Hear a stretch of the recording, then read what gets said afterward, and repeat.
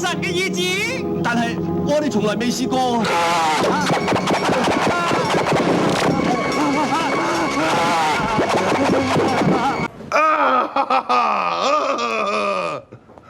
What the man? Welcome to Random Movie Reviews. I'm Nathan, and today I'll be talking about The Seventh Curse.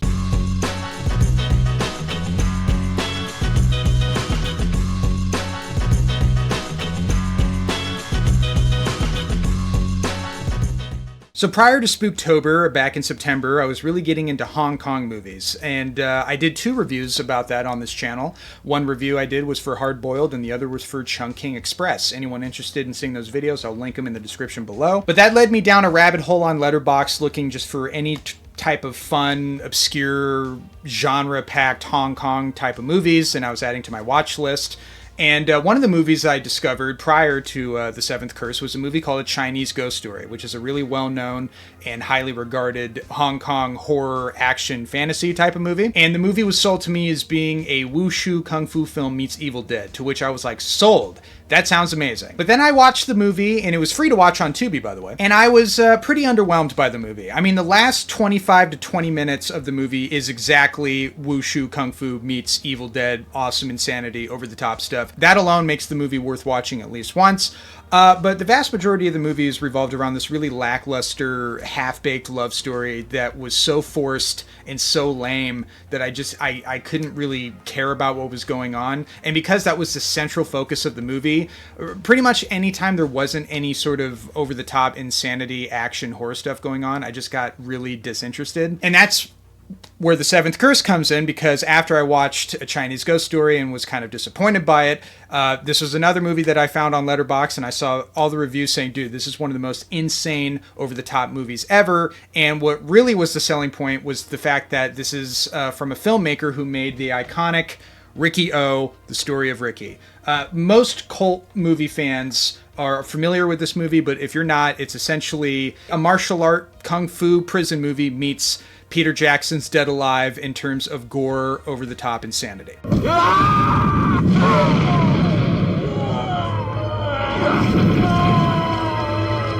Needless to say, when I discovered that movie back in high school, I was like, yep, this is the greatest movie ever. So the fact that the same filmmaker who made that made this movie made it infinitely more exciting to me. And all I can say is, man, as much as I love Ricky-O, and that movie's definitely gorier for sure, I think I enjoyed The Seventh Curse even more.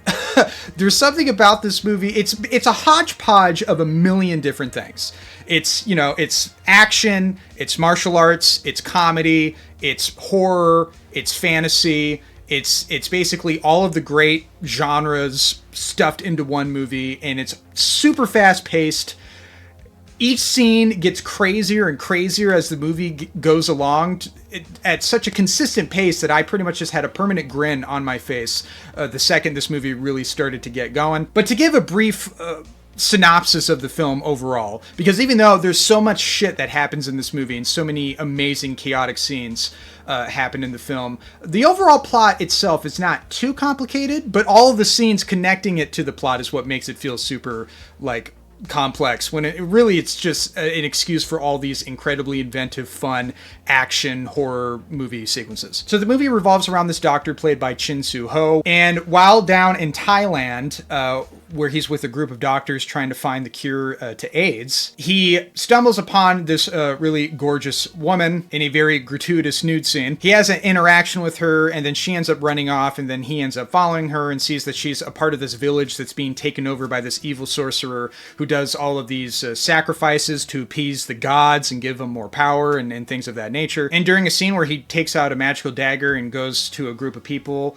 to figure out who he's going to sacrifice next, and if the dagger glows, that's going to be the person that he's going to end up sacrificing to the gods or whatever. It of course goes to the woman that the doctor met and is infatuated with, to which one of the villagers pleads with the sorcerer not to kill this woman, and the sorcerer sicks a evil demon fetus baby to kill the man, bite his neck, and go inside of his guts and all this stuff. And that was the moment where I was like, okay, I have no idea what to expect with this movie, but I am fully on board. And that doesn't even begin to touch how insane this movie gets, because the doctor then goes inside the temple hospital. He tries to rescue this woman, and then he has to fight an evil skeleton king who is freakishly powerful and can, rip a dude's neck open like it's nobody's business. He ends up saving the woman, but then the sorcerer sends his evil minions out where the doctors are trying to find this cure to AIDS, and a giant war battle breaks out, to which unfortunately the doctor and one of his cohorts gets kidnapped and brought back to the sorcerer. And then we see a scene where the sorcerer dumps like this evil goo on one of the guy's heads, and he starts turning into maggots, and maggots explode out of his guts.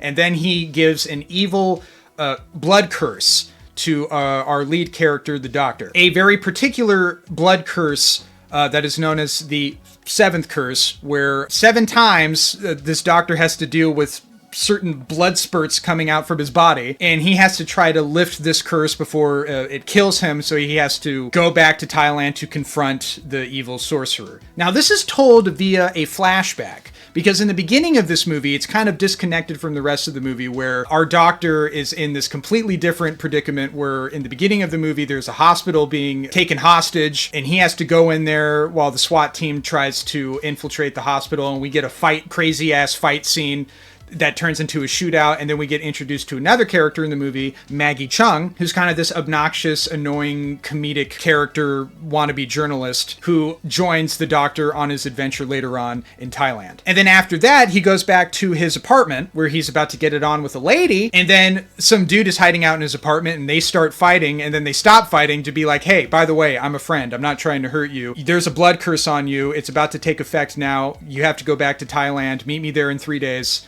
So we could lift this blood curse. Like I said, this movie is crazy. He also says, don't have sex with that lady because that's when the blood curse is going to start. To which he ignores him completely and tries to get intimate with this lady, and then look what happens. His leg starts getting fucked up, and then we see the first blood burst that goes all over his date, unfortunately. And of course, he's very freaked out by this, and then he goes to Chow Yun-fat in this movie, who, unfortunately, that's my one complaint, is that Chow Yun-fat is not in this movie nearly enough, but he does have one of the biggest standout moments in this movie, which I'll get to. And then that's when we get the information told via a flashback when he talks to his mentor, that's who Chow Yun-fat is, and he just happens to be very knowledgeable about witchcraft and mysticism and things of that nature. And that's where we get filled in on the information that I just told you guys about, about him going to Thailand and developing this blood curse. So this movie, like right out the gate, it feels so disjointed, but as it goes along, mostly it starts to make sense in a broad perspective. Like, this guy has to deal with this evil curse, this 7th curse, where in 7 days, if he doesn't lift the curse by doing this specific thing where he has to go to a statue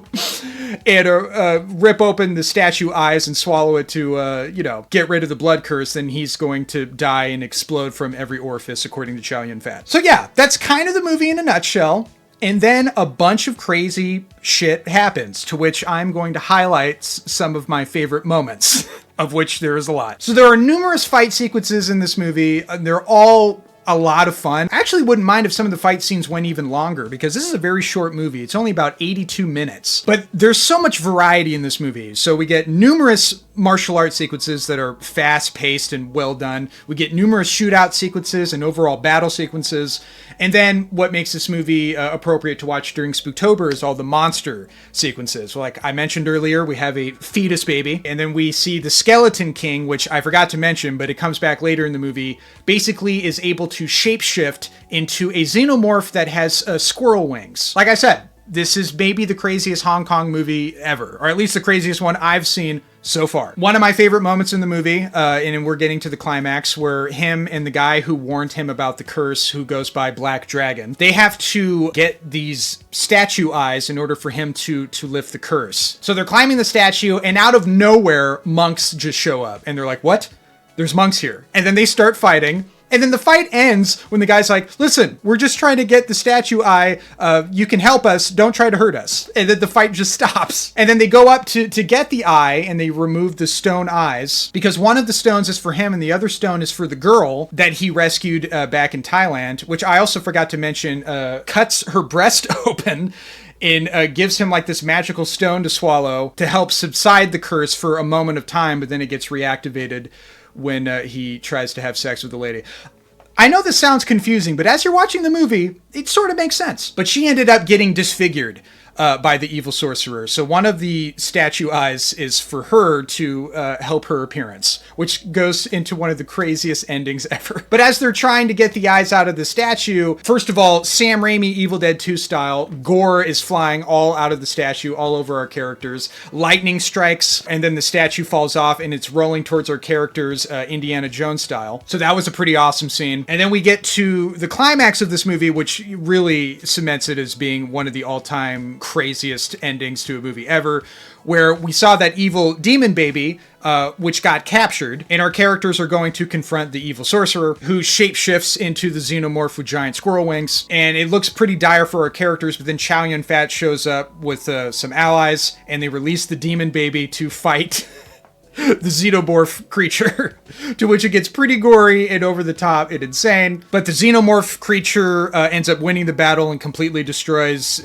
decimates the giant fetus alien baby thing. But Chow Yun-fat had a backup plan, and that backup plan is rocket launcher. Fucking shoots the thing with the rocket launcher. Not once, but twice. But then we have sort of a bittersweet moment where, after our main character was able to swallow the statue eye to help alleviate his curse and they destroyed the sorcerer, our other character, the female who he rescued towards the beginning of this film, who's disfigured, wasn't able to get the statue eye and, ingest it in time to help alleviate her physical abnormalities or injuries. To which her husband, Black Dragon, which I didn't even know they were a couple until that moment in the movie. I may have missed it. This movie moves at lightning pace. She's like, will you be able to still love me even though I'm horribly disfigured? Even though she's really not that disfigured. She's still pretty gorgeous. And he's like, of course I'll still be able to love you. And then Chow Yun-fat's like, that's right.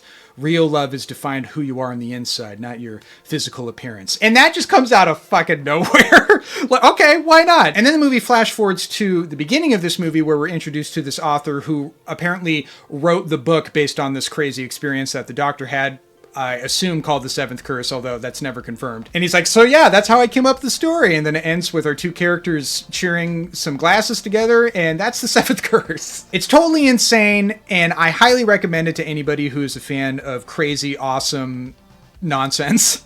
If you're a fan of action movies with elements of insane Sam Raimi types of gore, then you're basically gonna love this movie, I guarantee it. So anyway, that's my thoughts on The Seventh Curse. A sort of Spooktober movie, but more of a action, fantasy, crazy nonsense movie.